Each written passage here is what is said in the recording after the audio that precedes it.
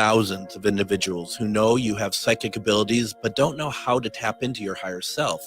Refined Divine is an extremely gifted psychic medium who offers classes that can help you reach your goals. Refined Divine holds classes Monday and Thursday at her 2 locations and via Zoom. Classes consist of manifestation, learning psychic abilities, shadow work, and healing trauma. Refined Divine has helped thousands, and she can help you. This is Psychic Medium Deb. You can go to refineddivinepsychic.com. With a look at your AM 950 weather, I'm Patrick Lilia. Showers and thunderstorms continue tonight with a low of 53. And Wednesday, another chance of rain with a high of 56. Nightingale is your cozy, comfortable neighborhood bar and restaurant at 26th and Lyndale in Minneapolis. Come in for the famous Nightingale burger or the ginger tamari chicken wings. View their menu or place a takeout order at nightingalempls.com.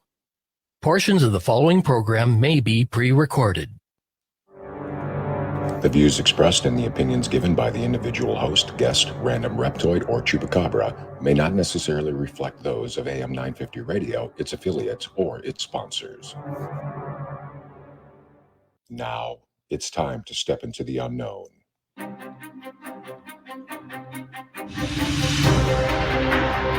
There are things people experience but never talk about. A shadow moving in the corner, flickering of the lights, a disembodied voice. We invite you to talk with us. Share your story, share your experience, because this isn't just your story, this is our story. This is Ghostbox Radio with Greg Bakken. And this is Ghostbox Radio on AM 950, where every night we talk about the paranormal, ufology, Bigfoot, and so much more. My name is Greg Bakken. Thank you very much for joining me tonight on this Tuesday evening. Boy, I'm excited. I've been wanting to talk to my guest tonight for a little while. There is, I think if you know me well enough, you know that one of the things I love, especially having on the program, is talking with authors about books, about their beliefs in the paranormal, talking about the things that they write about, what's important to them. This is great because very rarely do I feel like that we have a local spin on it. We seem to be bringing in people from all around the country, which is great. But I wanted to be able to finally talk with some very gifted authors and talk about it from a local standpoint. And I guess I didn't realize how local we were talking here, but we'll get to that in a second. The book is called Unlock the Unknown, Keys to the Paranormal. It is written by Heather Bourget and Kristen Menth. And before we bring them on, I'd like to take a moment and introduce them. Heather, growing up, Heather had always been drawn to the eerie echo of the unexplained. Some incidents hinted at the unseen, evoking curiosity rather than fear in her young mind. She asked the question, what if there indeed was more to this world than meets the eye? In April 2015, she discovered the answer to the question when she embarked on her first paranormal investigation. The experience was a revelation, uncovering layers of knowledge and mysteries as compelling as confounding. Her perspective on the paranormal was forever changed. The more she learned, the more she realized how much there was still to discover. Heather recognized that her quest was no longer just about satisfying her curiosity or crossing an item off her bucket list. It was about pushing the boundaries of knowledge, about unearthing truths concealed in the depths of time and perception. With that realization, her journey into the paranormal evolved from a mere intrigue into a lifelong commitment as she continues to delve deeper to unlock the unknown. And then Kristen was born and raised in a small hobby farm in rural Minnesota. Growing up surrounded by the beauty of nature and the simplicity of rural life, Kristen has developed a deep appreciation for history and a fascination with historical buildings and locations. From an early age, Kristen would often explore the historical landmarks in her travels, eagerly immersing herself in stories of the past and uncovering the secrets they may hold. As her love for the history of these places grew, she did her interest in the paranormal.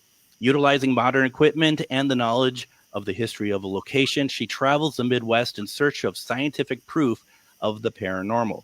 Kristen and Heather, welcome to Ghostbox Radio. Thank you. Thank you for having us. Well, thank you very much for coming on. And, I don't want to, we're not going to give away addresses or anything, but you both are like ridiculously close to me right now. And I'm in St. Michael. And that's just like this radio show basically, I mean, kind of in a sense, not necessarily Kristen at the moment, but we're all kind of like focused in one part of Minnesota. It's pretty crazy, actually. Mm-hmm. Yeah, I'm just a couple miles down the road from you, Greg. literally, she is in St. Michael as well. And when did I find this out? Like minutes ago. So, yes. So, and that's the exciting thing too, is we had talked about, meeting people, and even though we live like literally next door to each other, all of us really, that we don't, we haven't really met before. And I think this is just kind of a way of like realizing, that a lot of people go and do their own thing in the paranormal. And I think that's what's really exciting about it, because now I can talk to you both about this and talk to you about it in the book, in terms of the book, I guess I should say. Once again, the book is called Unlock the Unknown, Keys to the Paranormal. You can get your copy at barnesandnoble.com. And I really hope that people do, because this book is not about really local Minnesota. There are some Minnesota locations in it, but there's a lot more to it. Heather, what is the book about? Really, it's about our quest to find answers to the paranormal. There's so much unknown and so many questions, and it to me, it almost feels like you get one question answered and then two more questions arise. Mm-hmm. And with advancements in technology and tools that are becoming more and more available, it's just it's such a fascinating field. And the book originally started out as like we kind of really wanted to get our story out there. We wanted to say, hey, this happened to me, I experienced this. And then as we dug into it, it really became more important about the history of the places and the people that walked the floors, whether they were patients or doctors or homeowners or kids or parents. And just to be able to take that step back in time, because a lot of these places are abandoned. Mm-hmm. Now, we've never investigated anywhere without permission. These are all, safe places. But a lot of them are abandoned. And just to be able to, you really feel like you're taking a step back in time. And then when you delve into history and really begin to understand what led up to it becoming abandoned, and then you go in and you investigate, and some of those stories kind of start to come to life through your investigation. Mm-hmm. No, that's really cool. Kristen, you had put in your bio that kind of the scientific side of things. Is that the direction that you take when you are doing your investigations? Yes. As much as the feelings that I have when I'm at a location, I can't, there's no scientific background to that. You can't say that. Anybody can say they have a feeling a certain way or another. But to have that scientific proof, to have that equipment go off or have the voice come through on the ghost box, it's something else. You can't say that that's faked. So the scientific background to it, that equipment going off, when you cannot explain that going off for any other reason, especially in these abandoned places, a lot of these abandoned places don't even have electricity. They don't have any reason that this equipment should be going off. So when it goes off, you don't have any other explanation than paranormal. Do you discount like any sort of like mediumship or anything altogether? What if there's something that you have a feeling that validates the equipment going off? I don't invalidate it, but a lot of times I will only corroborate that if there is equipment that goes off at the same time. Mm-hmm. Mm-hmm. What about you, Heather? Is your approach going to be more scientific as well?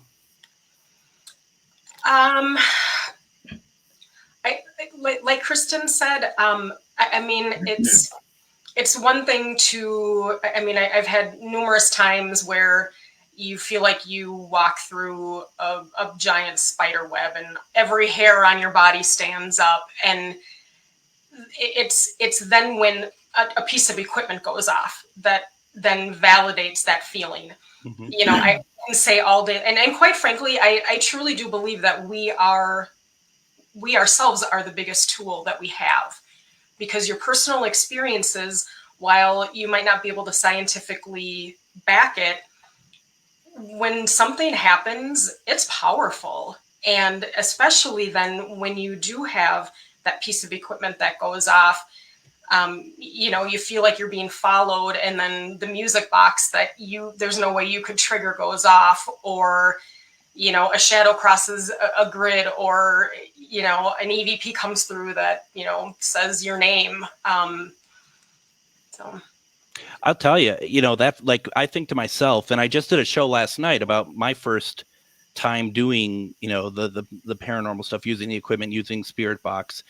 You're absolutely right. There is nothing better than going through a recording and maybe hearing a voice or something that you didn't hear when you were there. I mean, there's something about that is just so amazing. And I don't think, I don't know about you two, I don't think that feeling's ever gone away either. Every time we get something, it never gets old. well, it's never the same. I mean, you can have a similar feeling, but that experience is never going to be identical. And so therefore, the evidence that backs it up is never going to be the same.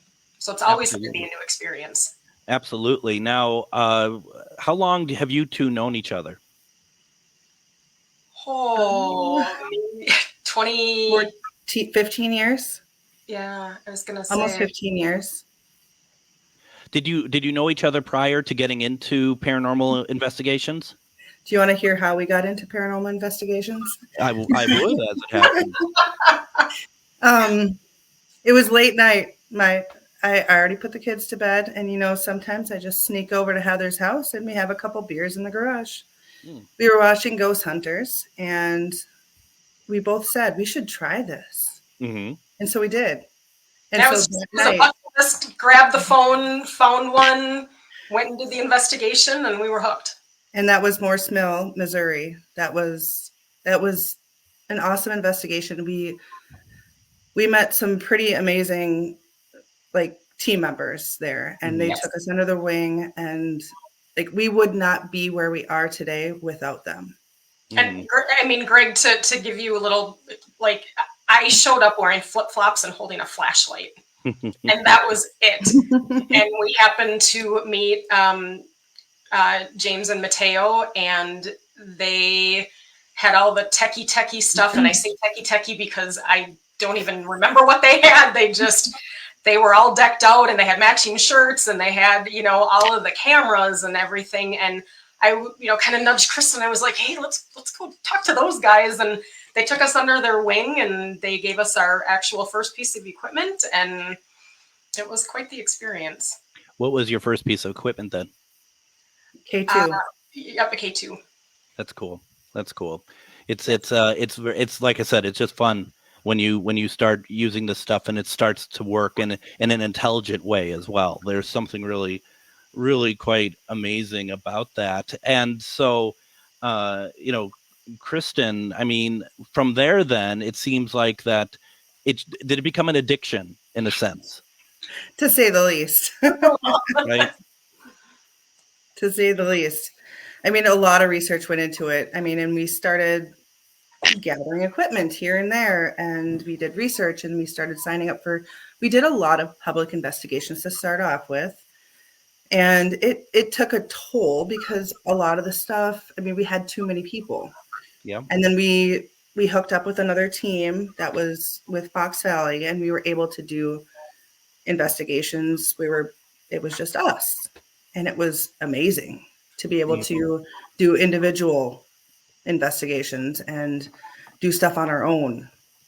And then we started seeking things, just the two of us, to be able to investigate just smaller areas, booking places by ourselves. And so we were at these locations just by ourselves, and it was amazing, the stuff that we would get just without all the other people around. Get so much more feedback that way. What do you think it was that made you decide, finally, you know what, we're just going to do this. We are more than capable of doing this. What was there anything that just kind of did so, or was it more of just a natural progression? I think to your point, Greg, we realized we could. I mean, it's kind of one of those things where, I mean, it seems kind of silly to say now, but like initially we almost felt like we had to book through someone else. We had to find someone else that was hosting an event at one of these places. And then it was, when you start looking into it, no, you can book private investigations at most of these places. And then when you think about it, it's like, well, why wouldn't we? And then we can just grab a handful of people that we want to investigate with and keep it small. And I think we realized that at Eldred House. And I think that was within the first year that we started investigating. And that's when we started like gathering a few people like, hey, you want to book this? I'd like to do it this weekend. And then 3-4 people would jump on. And then I mean, it cost the same as those public investigations. But yet you had it all to yourself. We did. Absolutely. I felt for myself, for like the first year or two, I felt a little bit of imposter syndrome, a little bit, because I just didn't know, because I saw everyone else doing it and they're like all these teams and stuff.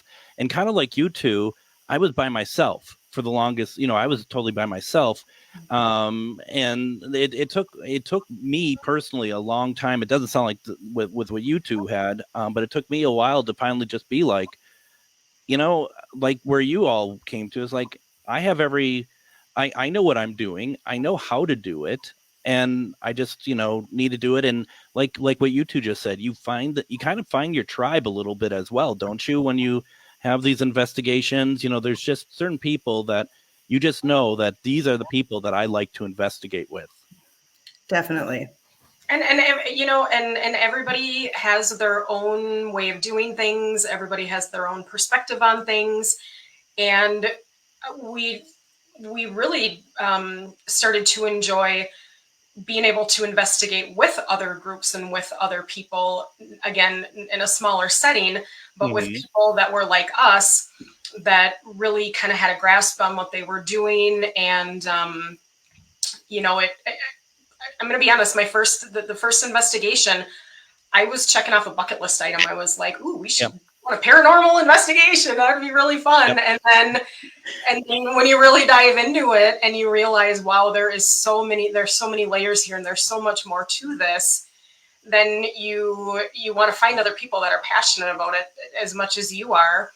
And I love learning from other people. I love seeing other people's techniques and ways of doing things. And yeah, that's why it's great to be invited by other teams to be able to see what they do, because we typically do things the same. And then if we always investigate with the same people, we always do things the same. So if another team invites us, it's so amazing to see what they are able to do. Maybe they do things a little different. They get a little bit different feedback and vice versa. Yep. Absolutely. Why don't we go ahead and do this? Let's go ahead, take our first break.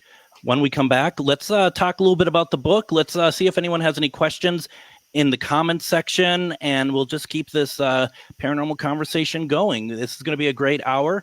You're listening to Ghostbox Radio on AM 950.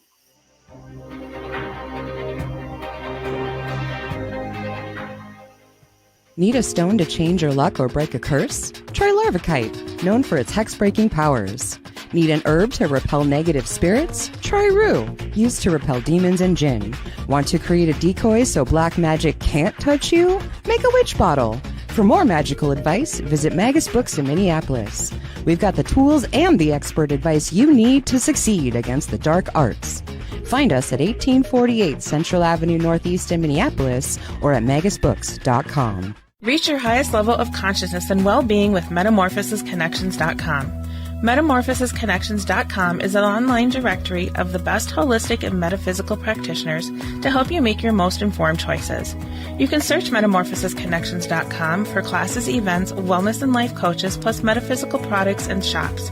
You can also search for a wide array of healers from all modalities including EFT, sound healing, energy healing, light therapy, ancestral healing, shamanic healing, reflexology, past life regressions, hypnotherapy, yoga, and more.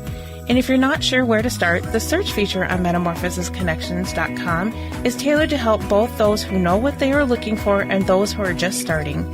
Come explore the possibilities for your higher self by visiting metamorphosisconnections.com. Their experienced practitioners can guide both beginners and those that are already on their spiritual journey. That's metamorphosisconnection.com, your link to direct you on your spiritual transformation. The Tilted Tiki, located in downtown Stillwater, helps you get your tropical tiki vibe on with a large selection of fantastic tasting tiki cocktails served in unique and fun glasses, a menu of delicious food ranging from small bites, craft tacos, sandwiches, and more. Plus, don't forget they have live music Wednesday through Saturday nights. Located in downtown Stillwater, the Tilted Tiki is your tropical relaxation restaurant in Minnesota. Visit thetiltedtiki.com. Greg Bakken here. I've told you about the out-of-the-world roast beef sandwiches at Maverick's Real Roast Beef, but I haven't told you about their Philly steak sandwiches, turkey bacon avocado sandwich, BLT, crispy chicken, fish sandwiches, brisket, or pulled pork. Okay, you get the idea. They make a lot of delicious food to the same standard as their famous roast beef sandwiches, and now I'm starving.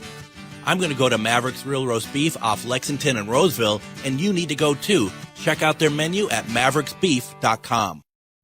Have you ever met someone who not only can help you on a deep spiritual level, but also potentially change your life? Refined Divine is an extremely gifted psychic medium who travels the nation and lives right here in the Midwest. And she offers mediumship, mentorship, house and business parties, energy healing, palm readings, and so much more.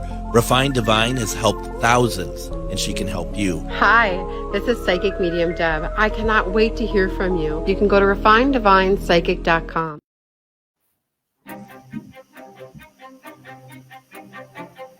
And welcome back to Ghostbox Radio on AM 950. My name is Greg Bakken. Thank you very much for joining me tonight. Tonight we have on authors Heather Bourget and Kristen Menth. We are talking about Unlock the Unknown, Keys to the Paranormal, the book that they've written that just came out in the end of 2023. It's available on barnesandnobles.com. Please go there and pick up a copy.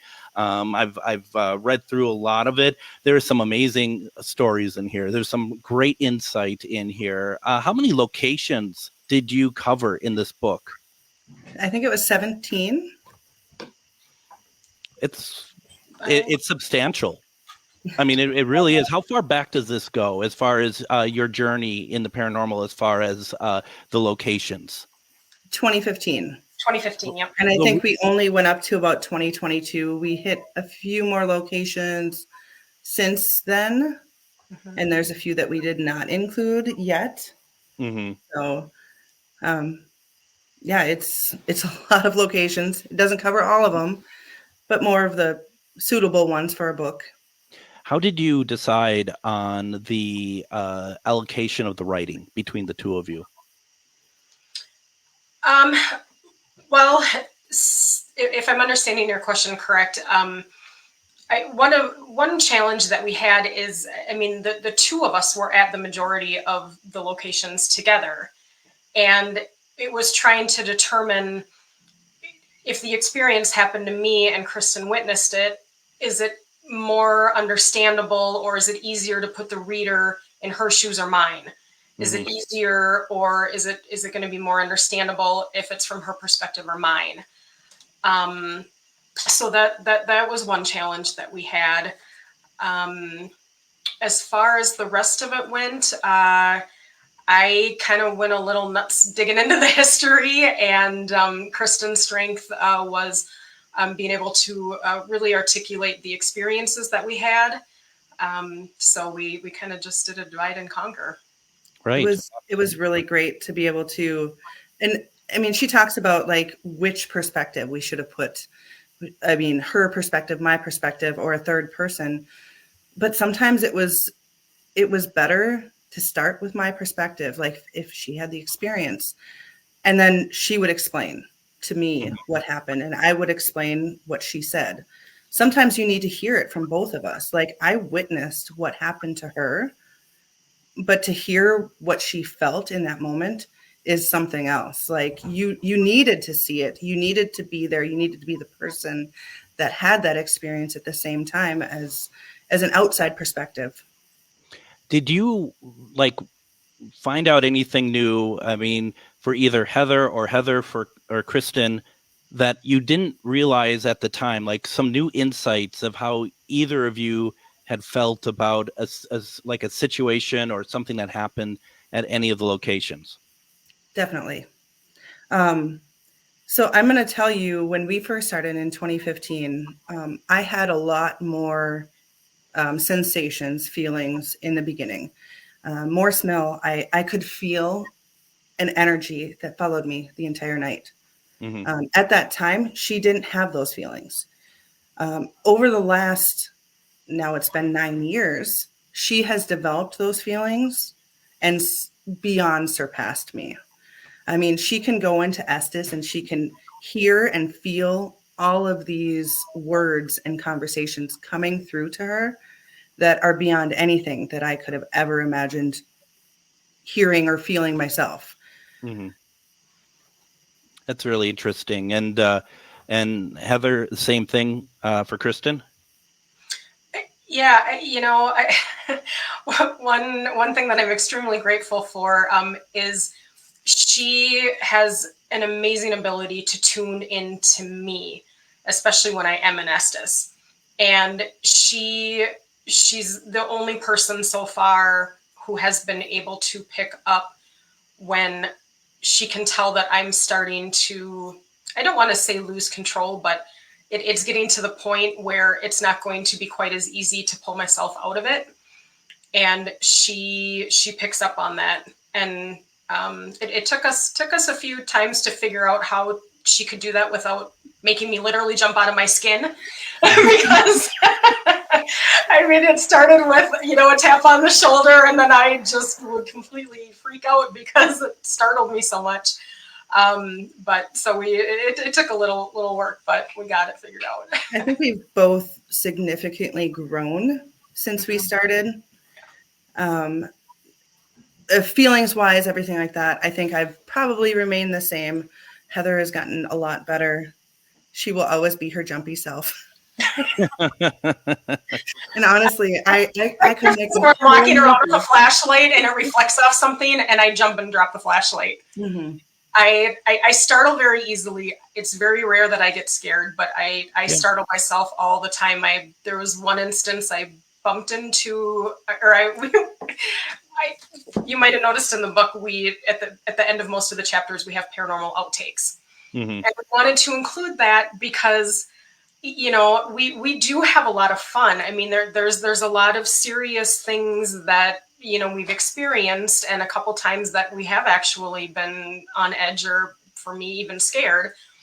But we do have a lot of fun, and there are a lot of laughs. And so the paranormal outtake was just, it was kind of our way to lighten the mood a little bit and make people real, that there is fun involved. Now, you mentioned the Estes method and there's a lot of people listening on the radio who don't know what that is. Could you explain that, please? Sure. So Estes is a spirit box. Kristen, you can probably explain the spirit box a little better than I can, but it scans radio frequencies at an extremely high rate. And when you're doing Estes, you typically close your eyes or are blindfolded, and you have noise canceling headphones on that are hooked up to that spirit box.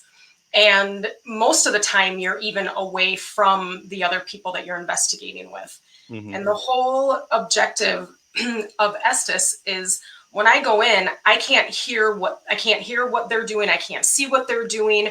I have no idea if equipment is going off. I don't know what questions they're asking.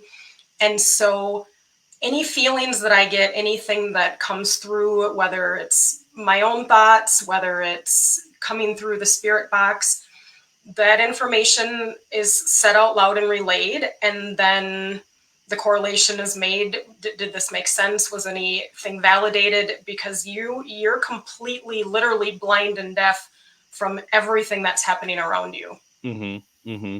How long do you do the experiment for, being blindfolded and stuff? How long do you normally last for? I don't let her last more than 20 minutes. Yeah. Honestly, the last spirit box session we did was probably at First Ward. Mm-hmm. And that was probably the most intense spirit box or Estes session we've ever had. Mm-hmm. And I don't want her to go back in there.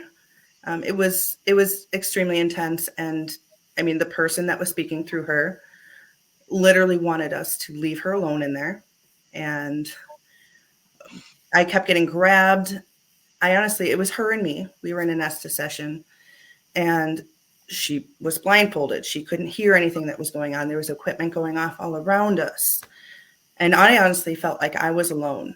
And I felt like she was getting deeper and deeper in. And I think that may have only lasted maybe 10 to 15 minutes at the most. And I'm like, nope, I'm done. I can't be here alone, and you need to get pulled out of it. Like, this is getting too deep. I think that's a great. I'm sorry. Go ahead, Kristen. I'm sorry. I didn't mean to cut you off. It was to the point where, like, in that location of the school, the owner of the school refuses to go in there. Yeah. He ended up coming in with us because of the intensity of the Estes sessions. And we both agreed that this is not the time. This is not the time or the place for this. Like, we've already gotten to this level. We don't need to go any further. We've already gotten what we needed, and we don't need to poke the bear anymore, more or less. Right. I think it's important for people to realize that there is danger in this, and I think, Kristen, you've spelled it out very very well. And I think about an Estes session, and I know my friend who was in it, he's listening, or he was on at least, and we made the mistake. We made the mistake of keeping him in it too long, because it is total immersion. If people don't quite realize it, some people try to go deeper in, and I don't know, Heather, if you do or not. I really don't do Estes that much, but you can get really immersed in the situation and forget where you are, maybe even sometimes who you are, and it's dangerous when you leave someone in there for too long, and like you both talked about, even after 20 minutes, trying to get that person just kind of acclimated back to thing. It's not a quick, like, okay, I'm taking off the blindfold and stuff, now let's get going. It's a completely different game than almost anything else we do as investigators. 100%. He needs to take a break after that. Yeah. I mean, I tell her it's time to take a break. Let's go outside, get some fresh air. It's necessary. I mean, she needs to detach. The particular one that Kristen's talking about, I forgot that I even had headphones on and that I was even hooked up to anything. Everything that I was saying were my thoughts and my feelings, and that and it did get very intense, and that was that was the first time that it had been that strong and that much of me, and not the equipment that I was listening to. And I will never forget, I was listening back to that, and I said to Kristen, "Who said that?" And she said, "That was you." I didn't even recognize my own voice. And that was, I almost had like all the same feelings again listening to it, and then realizing, oh my gosh, I didn't even recognize my own voice when I was listening back. Absolutely. It's such a thing. And someday when I do another episode by myself, I'm going to talk about some of the Estes that I've done over the years. This isn't the time for it, but they are extreme, and that's just it. And that's why, and this is an interesting question that came through, and I think it's a good one to answer, because I think it can go two ways. But Arthur asked, and Arthur, by the way, I got your email. It's going to take me a couple days to get back to you. What measures do you take to ensure the authenticity of the communications received during an Estes session? I'm not 100% sure how to answer that. In the instance that we were just talking about the other person that was with us was very familiar with the person who was coming through Estes based on mannerisms, just choice of words, the conversation that was happening. I mean, if we're in a completely new location somewhere that we aren't familiar with, the authenticity of the communication sometimes isn't validated, and sometimes it isn't validated until further research is done as far as names coming through or a situation unfolding or being explained. I don't know, Kristen, do you have anything to add to that? Yeah, actually, to add on to that, that is why we do the history research. I mean, if you've read our book, when you do read our book, that is why we dive so much into that history.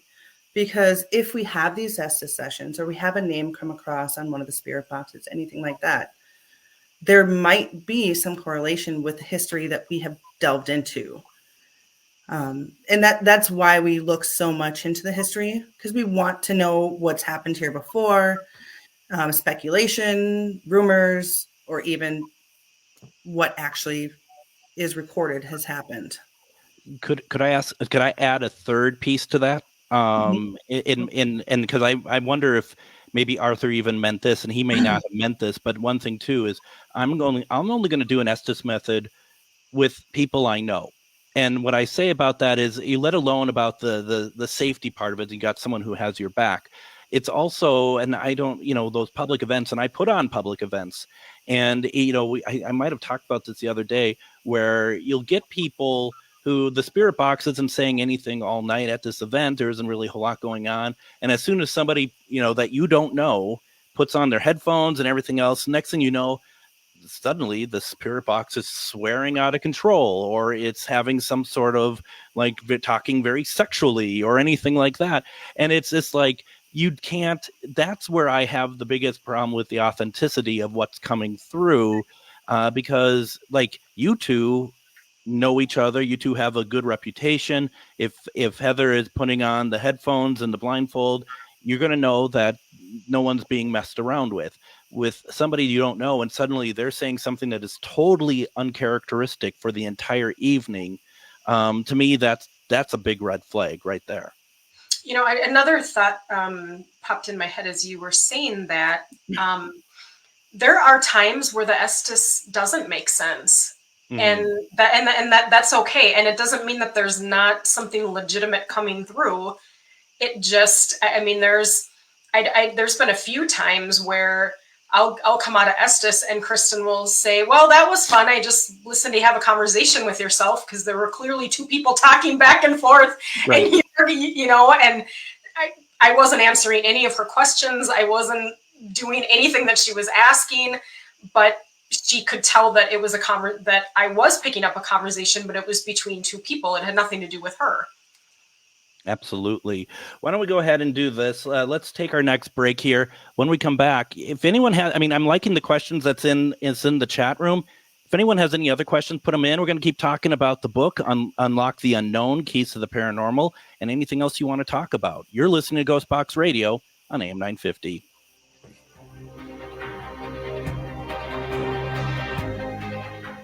Are you one of thousands of individuals who know you have psychic abilities but don't know how to tap into your higher self?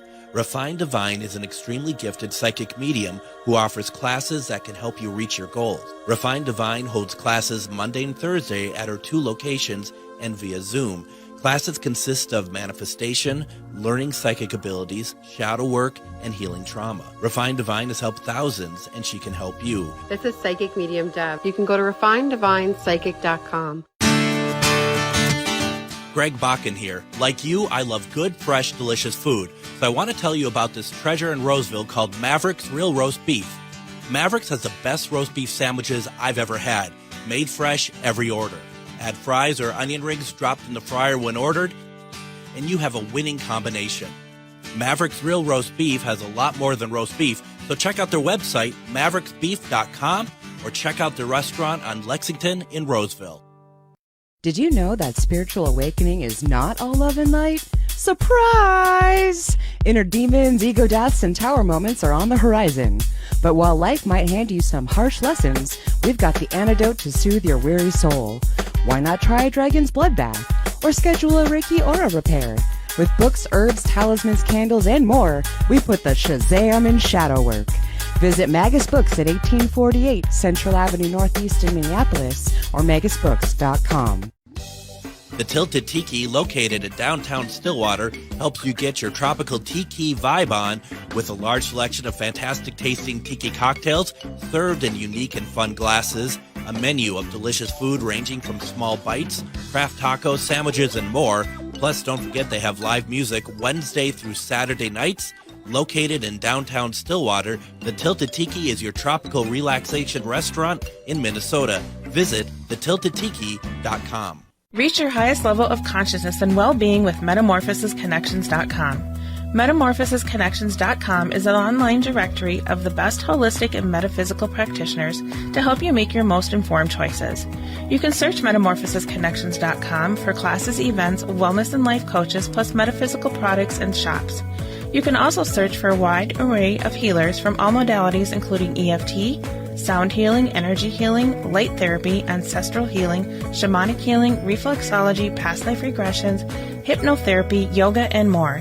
And if you're not sure where to start, the search feature on metamorphosisconnections.com is tailored to help both those who know what they are looking for and those who are just starting. Come explore the possibilities for your higher self by visiting metamorphosisconnections.com. Their experienced practitioners can guide both beginners and those that are already on their spiritual journey. That's metamorphosisconnection.com, your link to direct you on your spiritual transformation. Yeah, I think I'm back on.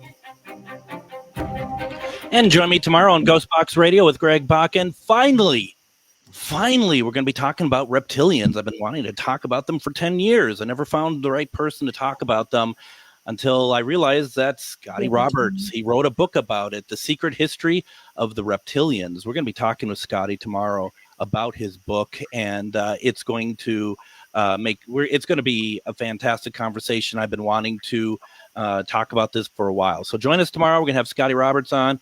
We are talking with Heather Bourget and Kristen Mentz. They wrote the book Unlock the Unknown, Keys to the Paranormal, available at barnesandnoble.com, also available on Amazon. Please support your local authors, support the independent authors, and buy this book. It's very nice, and there's a lot to it. So, there's no reason, especially to add to your paranormal library, read, bring in, and you got people like Troy Taylor, I see, writing recommendations about this book. It doesn't get much better than Troy, as far as I'm concerned. So congratulations on that. Got a few people talking about the Estes method in the comments and stuff, which is cool to see. I don't want to get into the full story, though John wants to. John didn't want to stop. He was the person I was talking about. In fact, he was ready to fight. So Kristen, when you go over to Heather and you tap her shoulder and she startles, this is what John did to me. He tries the backhand beat, and I caught his arm, and just like they're into it. And it took him a couple minutes because Heather, I don't want to turn this into Estes Method Hour, but when you had done it, did you have spirits provoke you while doing it? The last couple sessions I did, and I think it's just because the more you do it, the better you get at it. I mean, it's like with anything. I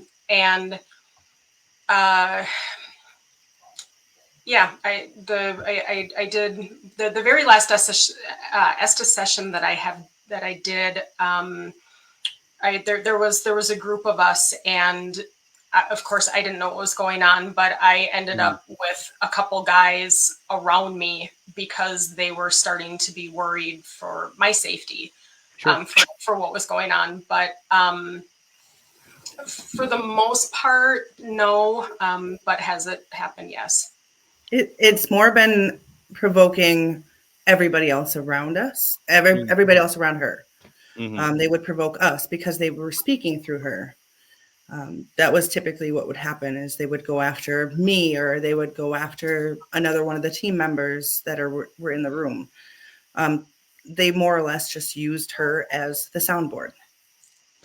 Now, looking through the chapters here, and there's a lot of chapters, a lot of places that they've visited.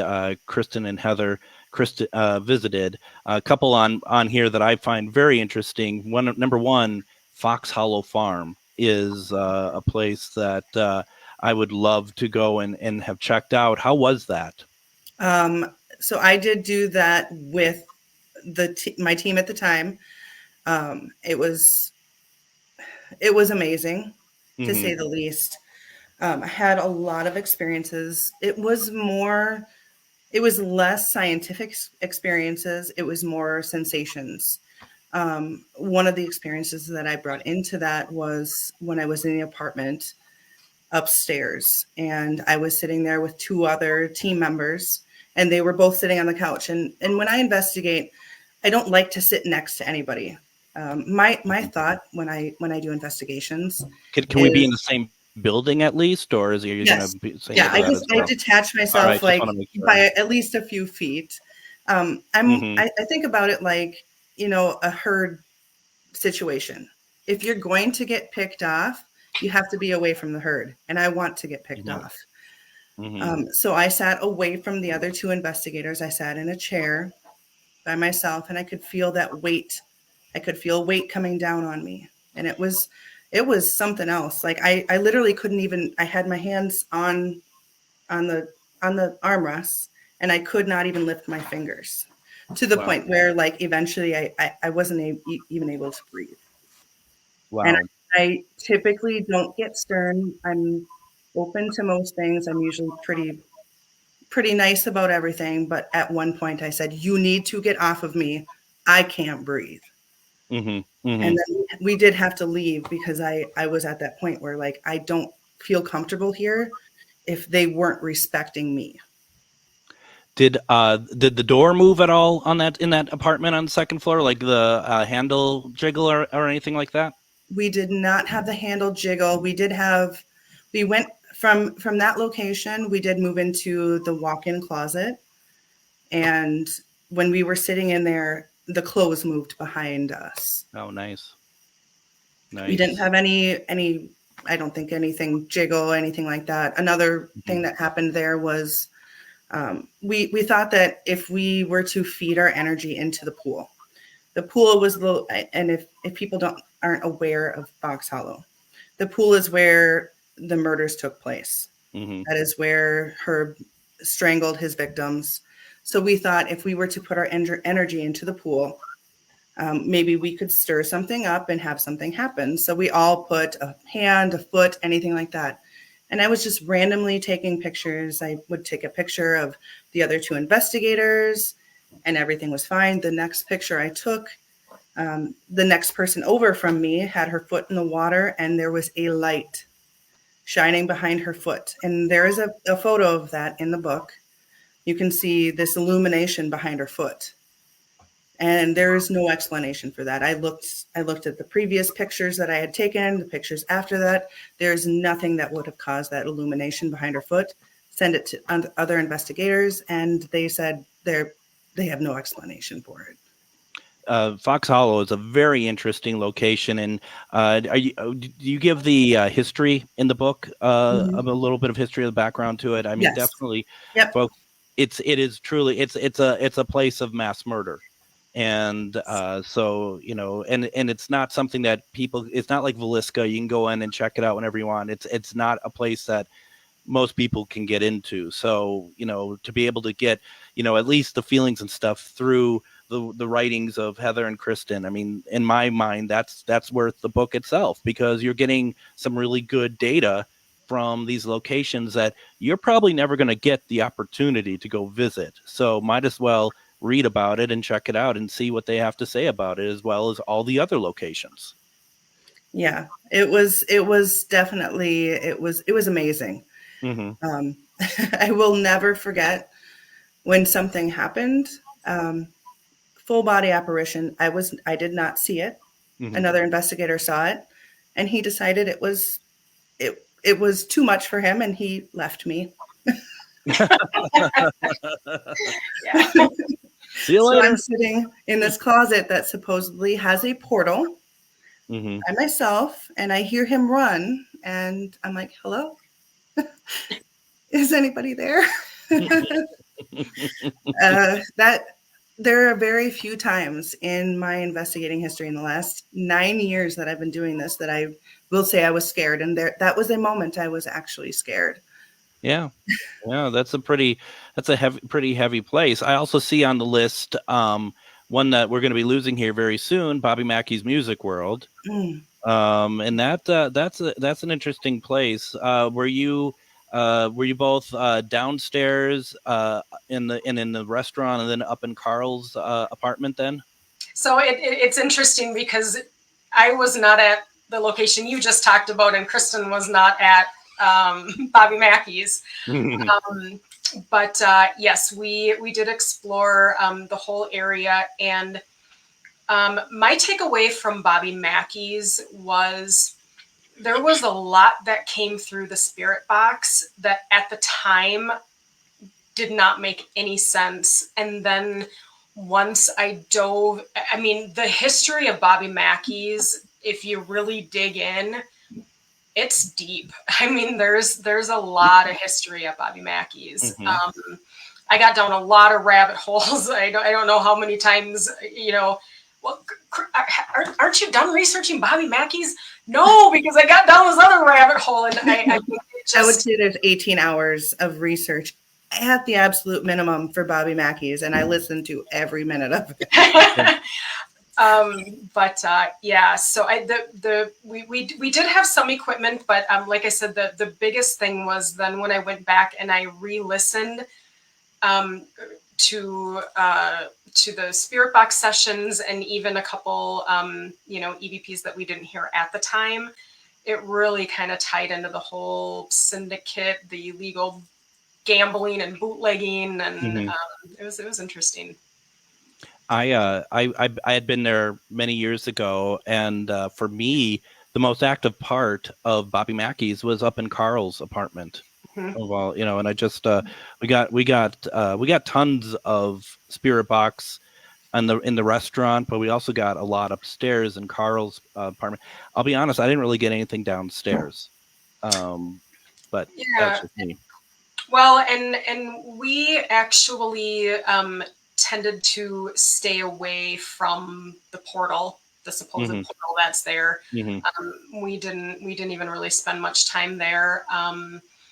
But yeah, actually what was interesting is up in Carl's, I had my tripwire laid out, and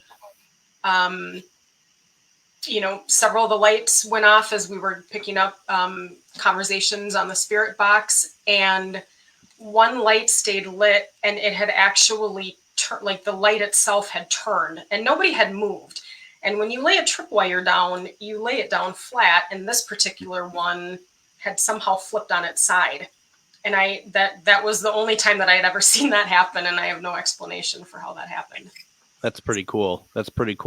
We're coming up to about a minute and a half before 2 minutes before we're done here. I know that this only goes up to, I think you said 2022. Is there a place for either of you that you want to investigate but have not been able to do so yet? Kristen, what about you? Oh gosh, there's so many. Does one pop up to the top of the list? I would like to do, honestly, Waverly Hills solo. Sure. Or at least just with one other person. I wouldn't want a team. It was just the two of us. Mm-hmm. That's cool. Heather, what about you? I would love to either visit and investigate at Tombstone. My dad is probably listening and laughing because that's one of our favorite movies. But that's just a whole different element of history that I have not yet been exposed to, and I would love to visit there. I had investigated Birdcage, and then another store on the strip, if you call it a strip. Amazing, absolutely amazing. So definitely, you got to get out there. You will not be. It didn't make me want to go more. Well, get out there, and then I want to read about it in your next book. The book is called "Unlock the Unknown: Case of the Paranormal." It's written by Heather Bourget and Kristen Meth. It is available on Amazon.com. It's also available on Barnes and Noble. And this has been a lot of fun. I really appreciate it. When's the next book coming out? It's gonna. I mean, obviously, the first one took 8 years. Yeah, well, make it now. You know how to do it. Make it faster. I mean, you see, you must have learned something while you wrote the first one. Yes, quite a few somethings. Yes, we definitely did. Kristen, Heather, thank you so very much. I hope you enjoyed tonight. Definitely. Thank you, Greg. This was an amazing opportunity. Thank you. My pleasure. My pleasure. We'll be back tomorrow talking about reptilians, see if they can reunite me with my family. Everyone, have a good night. Take care.